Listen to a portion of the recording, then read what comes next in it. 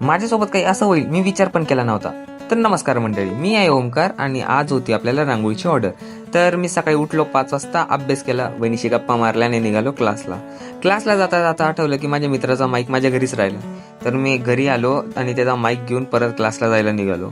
तर क्लासला गेलो आणि क्लासला तर लय बोर होत होतो राव मला, कारण की रांगोळीच्या ऑर्डरच माझ्या डोक्यात विषय चालू होता. मग क्लास झाले आणि मग आलो घरी, जेवण वगैरे केलं आणि आलो मग आशीर्वाद हॉलला येऊन आम्ही लगेच सगळेजण बसलो रांगोळी काढायला. आणि डब्याचं झाकण, फ्लावर पॉटचा गोल आकार, त्याने मस्तपैकी आम्ही रांगोळी काढली सगळ्यांच्या हेल्पने. जेव्हा पण सरांसोबत येतो तेव्हा काही नवीनच शिकून जातो. तर रांगोळी सगळी कंप्लीट झाली 4 वाजेपर्यंत आणि 5 वाजता तर होता कार्यक्रम. तर 5 वाजताच्या आधीच लोकांची गर्दी तर जमूनच गेली होती बाबा रांगोळीपाशी. मग रांगोळी आम्हाला पण खूप आवडली, तर सर म्हटले की चला आता घरी जाऊ. तर मग घरी जाताना वादळ खूपच होतं, तर सर म्हटले तर थांबूनच घेऊ ना थोडा वेळ. आणि बरं झालं थांबलो बरं का, कारण की माझी चप्पल तिथंच राहिली होती. मम्मीचा मार खाल्ला असता माहिती का मी.